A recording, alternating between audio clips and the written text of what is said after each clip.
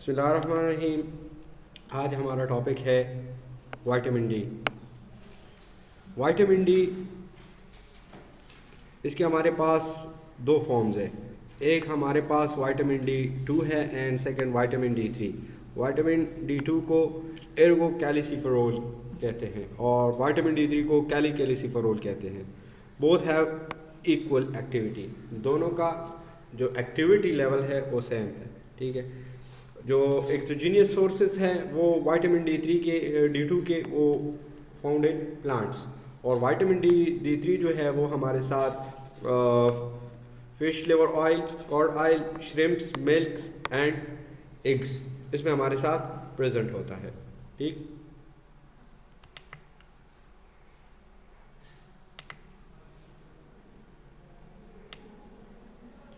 जो endogenous sources है वो हमारे साथ क्या है। Vitamin D 3 calciferol can be synthesize. ये किस तरह बनता है? फ्रॉम 7D हाइड्रोक्सी कोलेस्ट्रोल, ये हमारे बॉडी में प्रेजेंट होता है, ठीक है। Which is a derivative of cholesterol. ये 7D हाइड्रोक्सी कोलेस्ट्रोल जो है ये हमारी बॉडी में एज अ डिराइवेटिव प्रेजेंट होता है। कोलेस्ट्रोल का डिराइवेटिव है, प्रेजेंट इन द स्किन में हमारे साथ प्रेजेंट होते हैं। By the action of ultraviolet rays, जब सन रेज, जो अल्ट्रावायलेट रेज है वो हमारे स्किन पे पड़ते हैं, so vitamin D is also referred as sunshine vitamin. इसको सनशाइन विटामिन बी कहा जाता है क्योंकि ये बॉडी में कन्वर्ट होता है। 7D hydroxy cholesterol vitamin D 3 में कन्वर्ट होता है। किस तरह? ये हमारे पास 7D हाइड्रोक्सी कोलेस्ट्रोल है, स्किन में प्रेजेंट है। जब सन के रेज आते हैं हमारे स्किन पे पड़ते हैं तो वो कन्वर्ट होता है कैल्सिफेरॉल में। ये एक मिसकंसेप्शन सा बना हुआ है कि जो सन रेज है उसमें हमारे साथ विटामिन डी प्रेजेंट है, विटामिन डी 3 प्रेजेंट है। हालांकि इस तरह कुछ नहीं है, वो सिर्फ प्रिकर्सर है। क्या है? प्रिकर्सर है, एक्टिवेट करता है, ठीक है। अच्छा, आते हैं प्रो विटामिन डी 3 की तरफ। ये जो 7D हाइड्रोक्सी कोलेस्ट्रोल है एंड एर्गोस्टेरोल, ये हमारे पास क्या है? प्रो विटामिन है क्योंकि अनएक्टिवेटेड फॉर्म में प्रेजेंट है और ये विटामिन के एक फॉर्म से दूसरी फॉर्म में कन्वर्ट होते हैं, ठीक है। तो अगर आपसे कोई पूछे कि जो प्रो ये 7 which of the following is a pro vitamin, आपको नीचे दिए गया हो ऑप्शन में कि 7D हाइड्रोक्सी कोलेस्ट्रोल है, तो आपने इसी को टिक करना है, ठीक है। आगे चलते हैं और RDA की बात करते हैं, रिकमेंडेड डेली अलाउंसेस, कि कितना हमें दरकार है vitamin D. The RDA for adults के लिए हमें 10 माइक्रोग्राम या हमें 400 इंटरनेशनल यूनिट दरकार है विटामिन डी 3 का। और जब प्रेगनेंसी हो या लैक्टेटिंग मदर हो उनके लिए हमें 15 माइक्रोग्राम दरकार है, ठीक है। अब्जॉर्प्शन, ट्रांसपोर्टेशन और स्टोरेज किस तरह होती है? Vitamin D 3 is absorb in small intestine. इसकी एब्जॉर्प्शन कहाँ पर होती है? स्मॉल इंटेस्टाइन में, along with fats with the help of bile salt. जो लिवर है, लिवर से गाल ब्लैडर हमारे लिए जो बाइल साल्ट बना रहा है उसकी हेल्प से, और अलॉन्ग विथ फैट्स के साथ साथ इसकी एब्जॉर्प्शन होती है, ठीक है। In intestine vitamin D 3 is incorporated into chylomicron. ये इनकॉर्पोरेटेड होता है साइक्लोमाइक्रोन्स में and transported to the lymph में ट्रांसपोर्ट होता है। ये हम vitamin D and A they having similarity just like, क्योंकि वो भी लिम्फ में जा रहा था हमारे साथ, ठीक है। एंटर टू द सर्कुलेशन, फिर सर्कुलेशन में एंटर होता है। In circulation vitamin D 3 binds to the vitamin D binding protein, जो DBA है। विटामिन डी बाइंडिंग प्रोटीन जो है या हमारे साथ प्लाज्मा अल्फा 2 ग्लोबुलिन जो है एंड ट्रांसपोर्ट उसके साथ कंबाइन होता है, उस प्रोटीन के साथ ये कंबाइन होता है and transported to different tissue, और डिफरेंट टिश्यू में हमारे साथ ये ट्रांसपोर्ट होता है। Vitamin D is stored in liver. Vitamin D कहाँ पर स्टोर होता है? लिवर में स्टोर होता है। और अदर टिश्यू जैसे हमारे पास किडनी है, एड्रीनल ग्लैंड है, उसमें भी हमारे साथ प्रेजेंट होता है, ठीक है। आगे चलते हैं।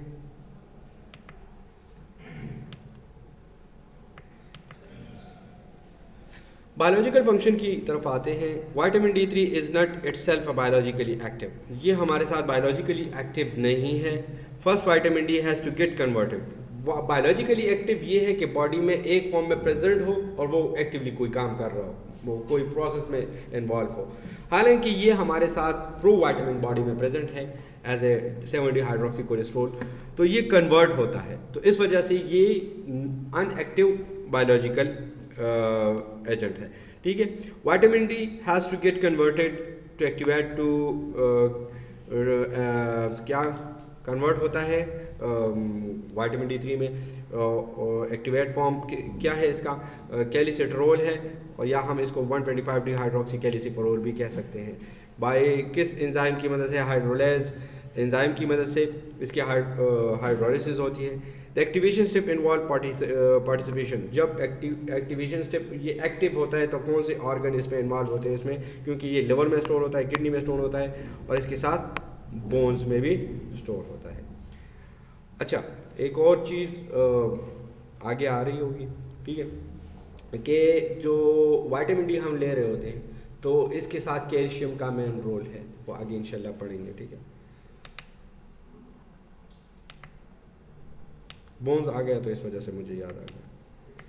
अभी एक्टिवेशन पढ़ते हैं कि किस तरह इसकी एक्टिवेशन होती है। Vitamin D 3 and D 2 are not biologically active, क्योंकि ये हमारे साथ बायोलॉजिकली एक्टिव नहीं है, तो इसकी कन्वर्जन किस तरह होती है, but converted to form active activated form 125 D hydroxy calciferol or calcitriol. ये कैलिसाइट्रोल, आपसे अगर कोई पूछे कि हमारे साथ विटामिन डी 3 का एक्टिव फॉर्म कौन सा है, तो ये हमारे साथ कैलिसाइट्रोल जो है वो हमारे साथ एक्टिव फॉर्म है इसका। कैलिसिफेरोल विटामिन डी 3 ये हमारे पास लिवर में 25 हाइड्रोक्सी लेज एंजाइम है जो इसको एक्टिवेट करते हैं और इसके साथ मिल जाते हैं ये, ठीक है, और ये हमारे साथ बना देते हैं 25 हाइड्रोक्सी कैलिसिफेरोल।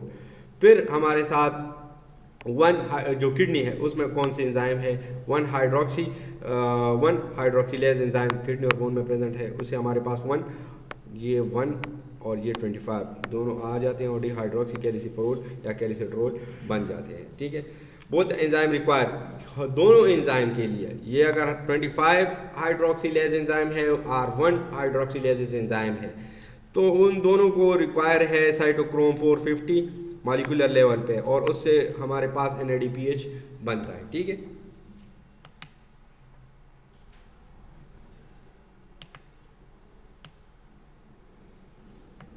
अभी आ जाते हैं, मैंने कैल्शियम की बात की तो अभी आ जाते हैं मिनरलाइजेशन, बोन मिनरलाइजेशन की तरफ कि ये किस तरह काम करता है। ये जो एक्टिवेटेड फॉर्म बन गया है इसका कैलिसाइट्रोल जो बन गया है, इसका play an important role in bone formation, जो बोन की फॉर्मेशन है या कैल्शियम के मेटाबॉलिज्म में ये मेन रोल अदा करता है। किस तरह अदा करता है? Bone mineralization and formation, bone की मिनरलाइजेशन क्या होती है? एडिशन ऑफ मिनरल्स, ठीक है, डिफरेंट मिनरल्स है उसमें हमारे पास calcium, magnesium, different type of minerals है। ठीक है, vitamin D more appropriately calcitriol is required for the proper mineralization of bone. अब जितना बोन की मिनरलाइजेशन होगी उतना बोन मजबूत होगा हमारे साथ। ठीक है, the increase number of the activity of osteoblast. Osteoblast क्या है? वही सेल जिसके आखिर में ब्लास्ट आएगा, वो इमेच्योर सेल होंगे, जिससे हमारे पास ओस्टियोब्लास्ट जो बोन के सेल्स है इमेच्योर सेल्स है। ठीक है, the bone forming cell, osteoblast कौन से सेल है? बोन फॉर्मिंग सेल्स है जिससे बोन बन रहा है। In the osteoblast of bone calcitriol stimulate the calcium uptake. ये क्या करता है? ये जो कैलिसाइट्रोल है ये कैल्शियम इंटेक को ज्यादा करता है, क्योंकि जो हमारा बोन है वो किस चीज से बना है? कैल्शियम से बना है, और कैल्शियम इंटेक ज्यादा करेगा तो क्या होगा? बोन और मजबूत होगा हमारे साथ। ठीक है, bone consist of matrix of collagen with crystal of calcium. Bone का जो मैट्रिक्स है वो किस चीज से बना है? उसमें कोलेजन्स है, उसके साथ क्रिस्टल ऑफ कैल्शियम और फॉस्फेट है। लेकिन जब हम इसकी टॉक्सिसिटी को पढ़ेंगे, अगर आप विटामिन डी ज़्यादा ले रहे हैं तो उससे कैल्शियम ज़्यादा बनेगा, कैल्शियम ज़्यादा इन्हेंस होगा। कैल्शियम ज़्यादा इन्हेंस होगा तो वो बंदे जो किडनी स्टोन फॉर्मेशन, जिनमें किडनी स्टोन बन रहा होता है, ठीक है, तो उनमें क्या होगा? उनमें किडनी स्टोन, कैल्शियम ऑक्सलेट जो बन रहा होता है किडनी में, वो ज़्यादा बनेगा फिर। ठीक है, आगे चलते हैं। कैल्शियम एंड फॉस्फेट हीमोस्टेसिस, ये कैल्शियम और फॉस्फेट की हीमोस्टेसिस किस तरह होती है। Vitamin D play an important role in calcium and phosphate homeostasis. Homeostasis हम किसे कहते हैं, आपने पढ़ा होगा, haemo mean blood, stasis mean एक मकदार में बन जाना, एक बैलेंस कंडीशन बन जाना, ठीक है। कैल्सिट्रोल इज ए हाइपर कैल्सियमिक हार्मोन। ये जो कैल्सिट्रोल है ये हाइपर कैल्सियमिक हार्मोन है। हाइपर कैल्सियमिक का मतलब ये है कि ये जितना आप ले रहेंगे, जितना कैल्सिट्रोल बनेगा उतना ये कैल्शियम को इन्हेंस करेगा, तो इस वजह से इसको हाइपर कैल्सियमिक हार्मोन कहा गया है, क्योंकि ये इन्हेंस करता है कैल्शियम के अपटेक को। The site of action of intestine, kidney and bone. कौन से साइट्स है जहाँ पर कैल्शियम की डिपोजिशन ज़्यादा हो सकती है, बोन में, किडनी में और इंटेस्टाइन में। ये किडनी का चक्कर तो मैंने आपको समझा दिया। अब इंटेस्टाइन की तरफ आते हैं, ये खुद भी एक्सप्लेन करेंगे इंशाल्लाह।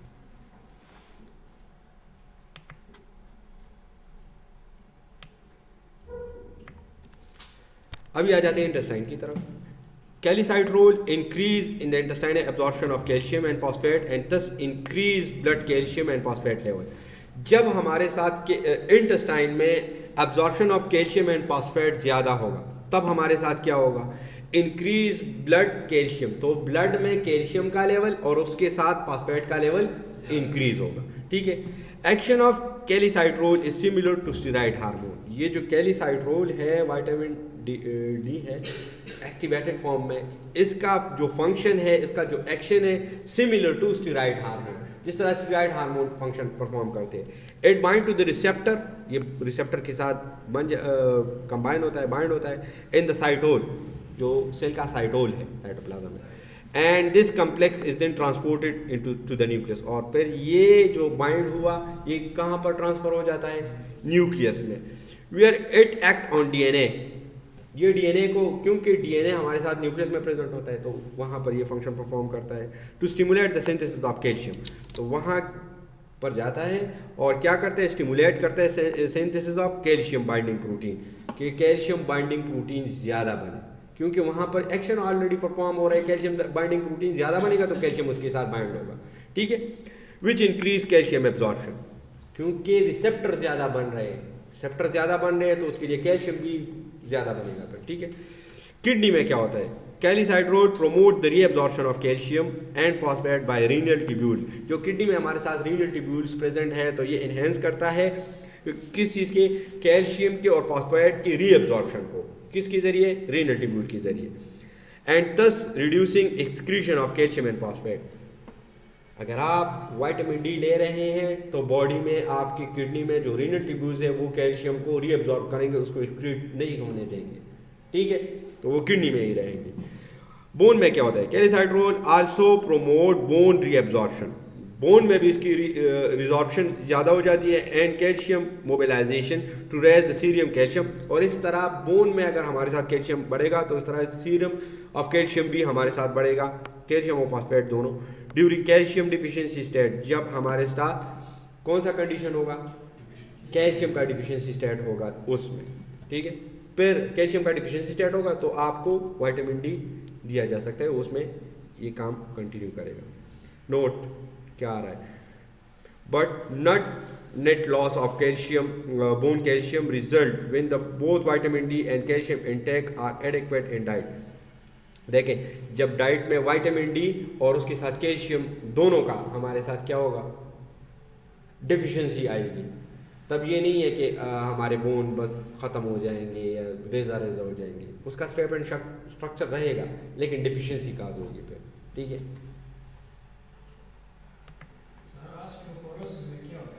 ऑस्टियोपोरोसिस में बोन मिनरलाइजेशन स्टार्ट हो जाती है और असल में जो बोन का स्ट्रक्चर है उसमें सुराख आना स्टार्ट हो जाते हैं। कैंसर की वजह से भी हो सकता है, बोन कैंसर की वजह से भी हो सकता है, डिफरेंट टाइप ऑफ डिजीज़ में आ सकता है हमारे साथ, ठीक है। फॉर एग्जांपल एडिसन डिजीज़ है उसमें भी हमारे साथ आ गया, तो डिफरेंट टाइप ऑफ डिजीज़ है उसमें आ सकता है, कंडीशन पे डिपेंड करता है। ऑस्टियोपोरोसिस विटामिन डी की वजह से सिर्फ और सिर्फ चाइल्ड्स में स्टार्ट होती है, जब बच्चा हमारे साथ छोटा होता है तो उसमें एक और डिजीज़ भी डेवलप होती है जिसे हम रैकेट्स कहते हैं, ऑस्टियोपोरोसिस भी उसकी वजह से काज हो सकती है, ठीक है। आपके सामने, ठीक है, रैकेट्स, इंशाल्लाह इसको भी पढ़ते हैं। डिफिशिएंसी आ रही है ना, हाँ अभी आ गई है, ठीक है, ये आ गया हमारे साथ डिफिशिएंसी ऑफ विटामिन डी। तो डिफिशिएंसी में हम क्या पढ़ने वाले हैं, विटामिन डी डिफिशिएंसी काज रैकेट्स। रैकेट्स में क्या होगा, रैकेट्स में जो बच्चे होते हैं उनमें हमारे साथ ऑस्टियोमलेशिया का, बच्चों में रैकेट्स और एडल्ट्स में ऑस्टियोमलेशिया, ठीक है।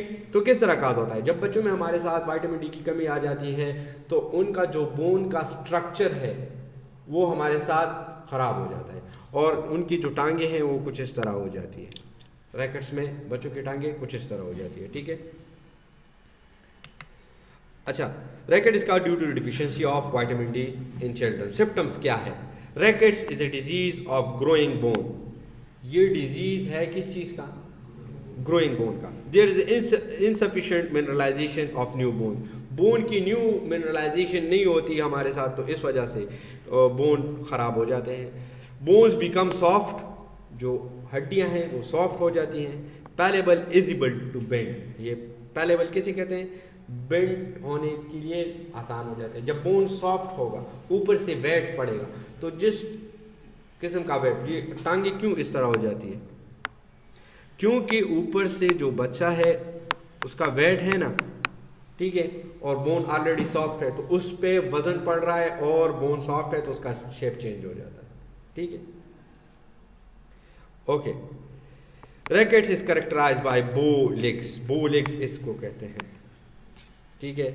नॉकिंग नीज, नॉकिंग नीज का मतलब ये है कि जो हमारे साथ नीज है ये नॉक होंगे, ये नीज है, ठीक है, तो ये नीज एक दूसरे के साथ नॉक होंगी। जब आप इस तरह अपने टांगे एक दूसरे के करीब लाएंगे और ये हमारे साथ जो कैलियस बोन है, कैलियस बोन आप एक दूसरे के साथ टच करेंगे तो ऊपर जो नी रीजन है, तो नी रीजन एक दूसरे के साथ क्या होगा, नॉकिंग होगी उसकी, ठीक है। पिजन चेस्ट, पिजन चेस्ट ये है कि जिस तरह पिजन का जो चेस्ट होता है वो बाहर की तरफ निकला होता है, ठीक है, इसी तरह बच्चों में भी उनका चेस्ट बाहर की तरफ निकल जाता है, ये स्टर्नम बोन कुछ आगे की तरफ आ जाता है, ठीक है। रैकेटी रोजी, बेडेड अपीयरेंस ऑफ रिब्स, इसका मतलब ये है, बेडेड अपीयरेंस ऑफ रिब्स का मतलब ये है कि ये जो रिब्स का स्ट्रक्चर है ये कुछ बिट की तरह बन जाता है। किस चीज़ की तरह, बिट की तरह बन जाता है, ठीक है। ओके, अच्छा, इसमें डिफॉर्मिटीज काज होती है, कार्टिलेजिनस स्ट्रक्चर उसके साथ स्टैंड नहीं कर पाते। मैंने आपको कहा the weight of growing body, जो कार्टिलेजिनस बॉडी है ना वो वेट हड्डियों के साथ उसी तरह रबत उसका नहीं रहता और जो वेट उस पर पड़ रहा होता है उसी तरह वो कंटिन्यू नहीं कर पा रहा होता, ठीक है जी। बेडेड स्ट्रक्चर का मतलब ये है, फॉर एग्जांपल जब हमारे साथ पिजन चेस्ट क्रिएट होगा, पिजन चेस्ट, तो आप देख लें ये जो रिब्स हैं, रिब्स कुछ इस तरह बन जाएंगे। तो ये बिट किस तरह होता है, बिट इस तरह होता है ना, ठीक है, तो ये जब बाहर की तरफ ज़्यादा निकलेंगे इस तरह, तो ये कुछ इस तरह बन जाएंगे। असल में यहाँ पर जो इंटरकॉस्टल कार्टिलेज है वो इसको कंटिन्यू नहीं कर पा रहा, उस पे जो वेट पड़ रहा होता है वो इसको इस तरह कंटिन्यू नहीं कर पाता कि नॉर्मल शेप आ जाए, क्योंकि फोर्स ऑलरेडी होता है रिब्स का कि वो नॉर्मल स्ट्रक्चर क्रिएट करे। अभी बोन सॉफ्ट हो गए और उस पर वेट पड़ रहा है तो उसका शेप कुछ इस तरह बन जाता है, ठीक है। ओके, अभी आ जाते हैं ऑस्ट्रोमलेशिया की तरफ। Osteomalacia is caused due to the deficiency of vitamin D in adults. Adults में क्या होता है, इस osteomalacia is characterized by the insufficient mineralization of bone. इसमें भी हमारे साथ इनसफिशिएंट मिनरलाइजेशन ऑफ बोन होती है, सॉफ्टनेस ऑफ बोन, हड्डियां नरम हो जाती हैं, बोन पेन एंड एचेस। अभी क्योंकि एडल्ट्स में ये बेंडिंग ऑफ बोन्स नहीं हो पाता, क्योंकि उनकी बोन्स ऑलरेडी इतने कम्पैक्ट हो चुके होते हैं, इतने मजबूत हो चुके होते हैं कि उनमें इस तरह का नहीं होता। लेकिन फिर भी अगर वो गिर जाए तो उनके हड्डियां आसानी से टूट सकती हैं, ठीक है। ऑस्ट्रोमलेशिया में उनके हड्डियों में दर्द होगा, ठीक है, इजी फ्रैक्चर ऑफ बोन्स। ये देखें उनकी हड्डियां आसानी से टूट सकती है। Renal rickets, vitamin D is resistant to rickets. अभी क्या है, this is seen in a patient of chronic renal failure. Renal rickets क्या है, रीनल किडनी से रिलेटेड है, और रैकेट्स जो है ना वो ऑलरेडी हम पढ़ चुके हैं। दिस इज, ये उस पेशेंट में होगा जिसमें हमारे साथ क्रोनिक रीनियल फेलियर होगा, जिसकी किडनी फेल हो चुके होंगे, means the kidney are not able to perform its function, वो अपना फंक्शन सही तरीके से परफॉर्म नहीं कर पा रहे। Kidney is required for the formation of calcitriol, kidney हमारे विटामिन डी के लिए लाजमी है कि वो बने, ठीक है। Active form of vitamin D that is required for the calcium absorption of bone mineralization. So chronic renal disorder, जब किडनी अपना फंक्शन नहीं परफॉर्म कर रही तो एक्टिव विटामिन डी नहीं बन रहा, ठीक है, lead to poor bone mineralization, और विटामिन डी नहीं बन रहा तो उससे पुअर मिनरलाइजेशन होगी और रैकेट्स काज होगा, which refer to as renal rickets. उसको क्या कहेंगे, रीनल रैकेट्स कहेंगे, क्योंकि किडनी की वजह से हो रहा है। This does not respond to vitamin D provision but respond to provision of calcitriol. ये जो किडनी है ये रिस्पॉन्ड नहीं कर रहा किस चीज़ को, विटामिन डी को, ठीक है, बट प्रोविजन रिस्पॉन्ड टू कैल्साइट्रोल। लेकिन जो बॉडी है वो कैल्साइट्रोल को रिस्पॉन्ड करेगी लेकिन विटामिन डी को रिस्पॉन्स नहीं करेगी, क्योंकि वो अनएक्टिव फॉर्म है। अनएक्टिव फॉर्म को तो बॉडी रिस्पॉन्स करेगी, अनएक्टिव फॉर्म को रिस्पॉन्स नहीं कर रहा क्योंकि कन्वर्जन नहीं हो रही हमारे साथ।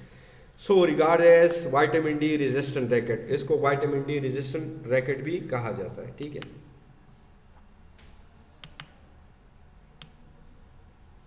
अभी आ जाते हैं टॉक्सिसिटी ऑफ विटामिन डी या hyper vitaminosis of D.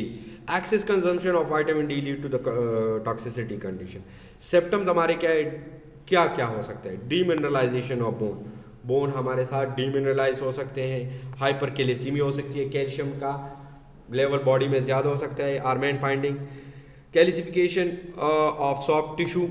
Calcification of soft tissue का मतलब ये है जहाँ पर हमारे साथ सॉफ्ट टिश्यू प्रेजेंट है वहाँ पर कैल्शियम का डिपोजिशन ज़्यादा होगा। जब भी हमारे साथ कैल्शियम ज़्यादा बनेगा और जहाँ पर स्टोर होगा उसको, उस एरिया को हम कैल्सिफाइड एरिया कहेंगे, ठीक है। स्पेशली रीनल टिश्यू में हो सकता है, लीडिंग टू रीनल स्टोन उससे बन सकता है, is the one main feature, ठीक है।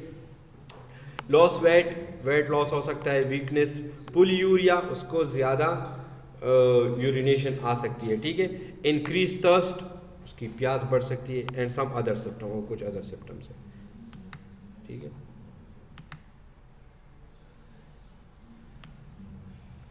इतना काफ़ी है, ओके, थैंक यू।